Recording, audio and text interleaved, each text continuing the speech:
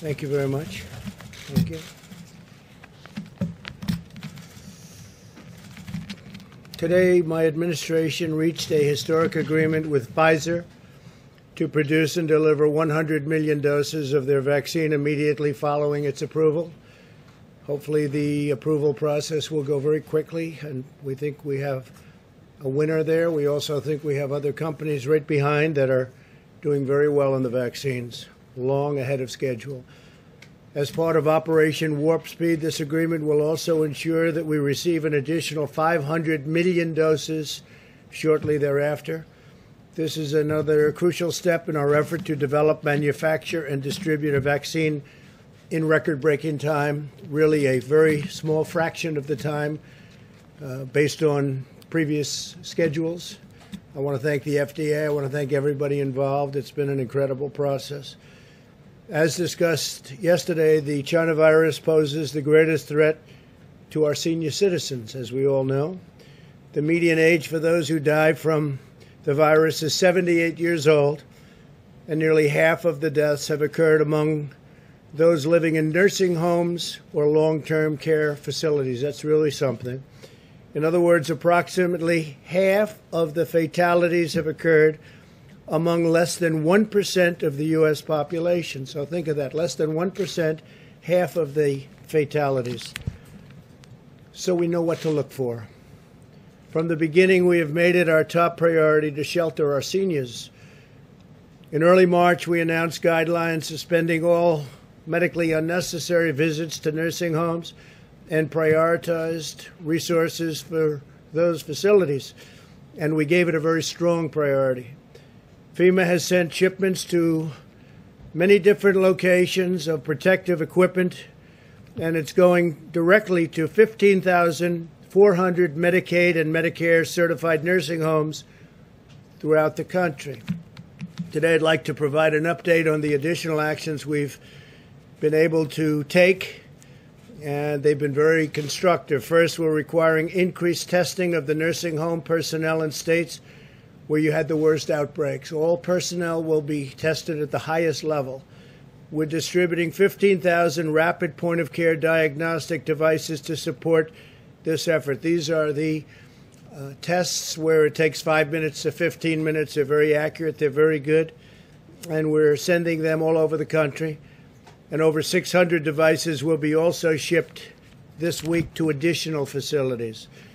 Second, HHS will be distributing an additional $5 billion from the Provider Relief Fund to all nursing homes. Nursing homes in higher risk areas will be receiving more funding.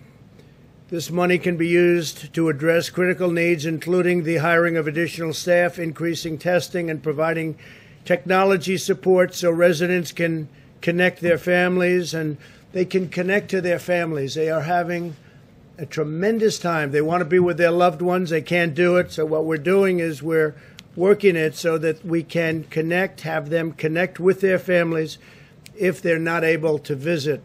Third, we've been identifying especially high-risk nursing homes and sharing that information with the governors so that the governors and their staffs can take appropriate action. We're able to find, because of the testing programs and other means, we're able to find certain areas that are very high risk. The governors can then take action. Additionally, CMS, CDC, and the U.S. Public Health Service are providing enhanced technical assistance and support, including visits to the highest risk nursing homes. And that's their priority right now. Nursing homes, but the highest risk nursing homes. CMS and CDC are implementing a national training program focused on infection control for those nursing homes that need it most. And we have them surveyed, and we have them mostly pinpointed. Over the past few months, we've created a surveillance system to detect outbreaks, and currently 99% of all nursing homes are reporting directly to it. So we have great data. When a nursing home has 3 or more cases, we alert the state and make sure that it responds very quickly. We check on it, make sure they respond very quickly. I want to send a message of support and hope to every senior citizen who has been dealing with the struggle of isolation in what should be the golden years of your life. We will get to the other end of that tunnel very quickly, we hope. The light is starting to shine. We will get there very quickly, but we send our love. We send a message of love. Very important. We're with you all the way. As far as the outbreak in the Sun Belt, I said yesterday we continue to vigorously combat the rise of cases in the South and Southwest and the West. We're closely monitoring and aggressively acting to control the infection in Texas, Arizona, California, Florida. Arizona is starting to come down. Done a very good job. They're all doing a good job. They're very talented people. There are likely a number of causes for the spike in infections. Cases started to rise among young Americans shortly after demonstrations, which you know very well about, which presumably triggered a broader relaxation of mitigation efforts nationwide, and a substantial increase in travel also was a cause.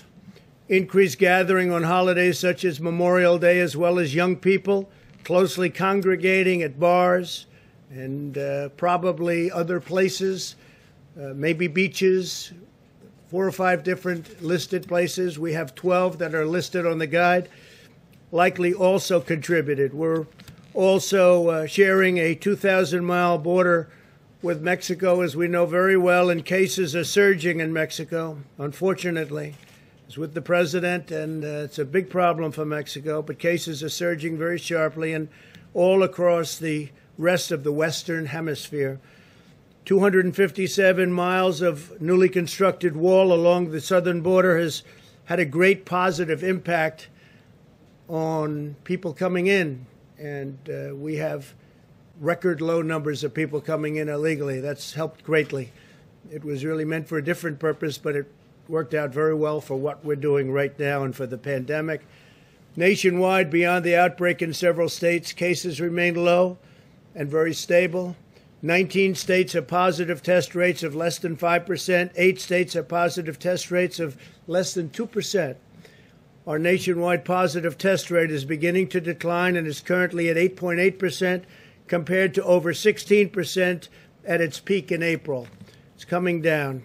It's coming down fairly rapidly. Today, we surpassed, first time, we surpassed 50 million tests. That's far more than any country in the world. India is second, we believe. We think 1.4 billion people. That's about 12 million tests. We have 50 million tests. We're working with every state to ensure the supply of remdesivir for early case intervention and steroid treatment and various other treatments for those that are seriously ill. We're working very closely with hospitals, doctors, nursing homes, everybody. The remdesivir has proven to be terrific. Our case fatality rate continues to decline, and we want to push this rate even lower. The therapeutic research continues daily on new and very promising treatments, including antibody treatments and the use of blood thinners and steroids. A lot of different things are happening, and a lot of things are coming out that we wouldn't have known a number of months ago. We're doing tremendously well on therapeutic research and tremendously well on the vaccines. And frankly, therapeutically, or maybe a word even beyond that word is cure, would be the best of all. And we'll see what happens. But that would be great if we could go into the hospital and just cure people. And we're at a position where we're actually able to a certain extent, with what we have right now. And we think that in a very short period of time, we'll be able to do that. Our strategy is to shelter the highest risk Americans while allowing younger and healthier citizens to return to work or school while being careful and very vigilant. Wear a mask, socially distance, and repeatedly wash your hands. Practice very, very good sanitary means. You have to do this. You have to you have to look at it differently. Wash your hands often. I'm finding more and more people are saying wash your hands. So wash your hands. We want young Americans to avoid packed bars and other crowded indoor gatherings, and we're all in this together. And as Americans, we're going to get this complete. We're going to do it properly. We've been doing it properly. Sections of the country come up that we didn't anticipate, for instance, Florida, Texas, etc. But we're working with very talented people, very brilliant people, and it's all going to work out, and it is working out.